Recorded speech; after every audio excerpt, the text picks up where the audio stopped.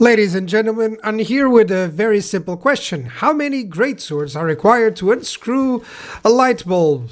No, actually, it's to go against Vlad and Isabella. So, Vlad, we all know he's a massive tank, he's a massive lord, everyone has some difficulties against him, especially before the nerf, and even still after the nerf, I still see some people. So what we have here is 2 units of great swords. They have their XP on the maximum to kind of simulate a little bit of red line, a little bit of research, a little bit of XP that he would have upon facing Vlad. And Vlad has everything.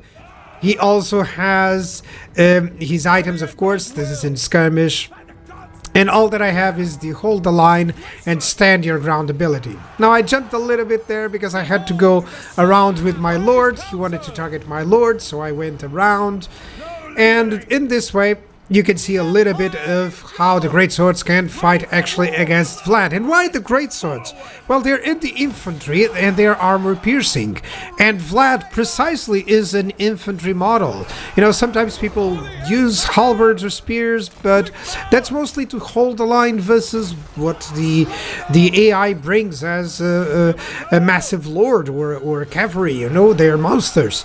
But greatswords, well, they'll do just fine against whatever Vlad has to put here. And overall, that's the idea. What I wouldn't recommend is that you bring more than this. I want to showcase that 2 greatswords can do the job just fine with just some buffs from the Lord.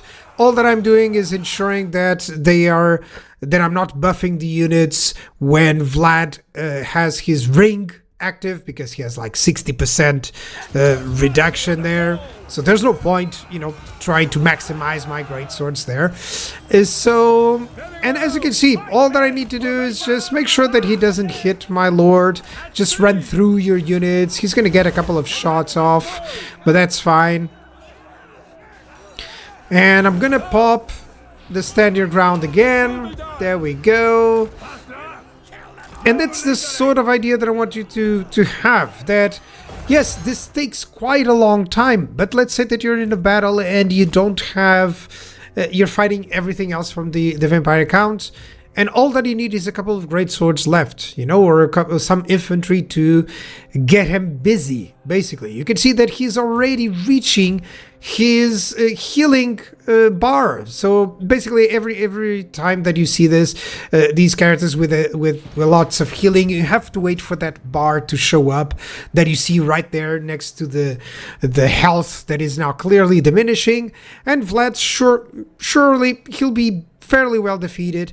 So you can imagine how these buffs would work even better with units that would have, you know, great swords that would have some research, some red line skills applied to them. So overall, that's the sort of idea that I want you to have. How well can these great swords work? And how many would we need to deal just with Vlad and Isabella? Well, this is a very difficult duo to deal with. I'm going to bring 3 greatsword units. You're going to need them. And the big trick that you gotta have to try against this sort of engagement, even if you're, let's say that you're fighting a battle against the vampire counts, the main idea that I want you to have when fighting Vlad and Isabella is to split them up in any way as possible. This is exactly, I made a few tries just to showcase this, and now you see Vlad is actually going over against that other greatsword unit. I'm gonna avoid Isabella coming in for me, and this is just the optimal of the optimals. You're gonna see how easily Isabella is destroyed because she's not really, you know, she could fight low quality infantry. If these were spearmen, she would defeat them. But in terms of fighting against, you know, great swords, they're just perfect for the job to deal with, you know, these low quality, no, I mean small entity lords like Vlad and like Isabella. You can see that I'm hardly doing anything really to support even with my lord, and I could to avoid splash damage, you know, or even if I had a hero, a captain here, it would be so great to deal with that. And this is sure, it's like 3 units of my entire front line, but it's Vlad and Isabella. I mean, you're always going to have to devote some attention to it.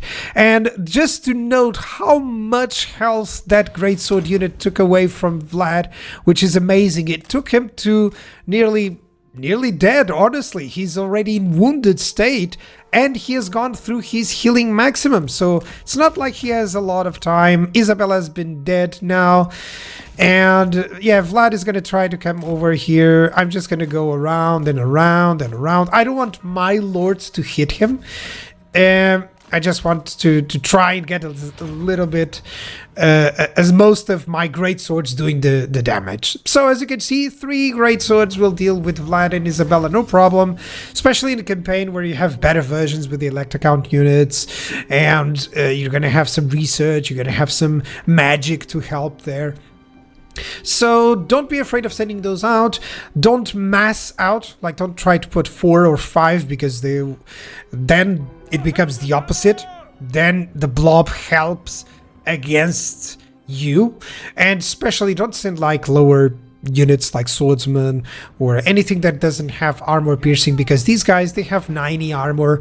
They will just take out a lot of swordsmen if necessary. So let's say this is the example that typically people bring, which is just bring some handgunners. I even brought the special ROR unit, which has magical attacks.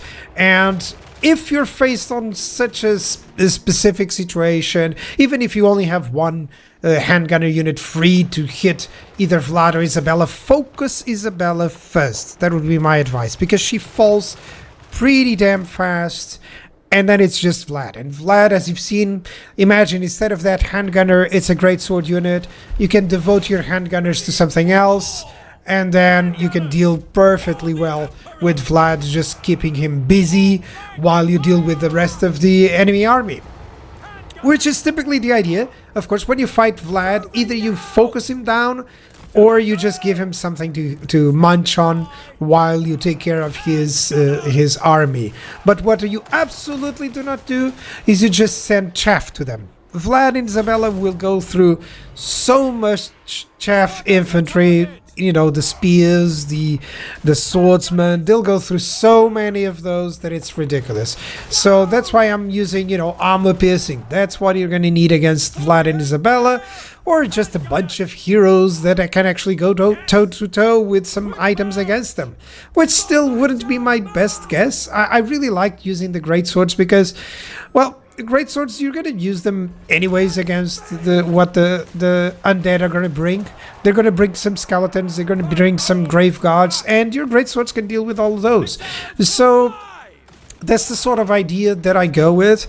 And of course, by all means, you can have anything else against these guys. I just wanted to quickly illustrate just the simple question: how many greatswords are required to take down Vlad and Isabella?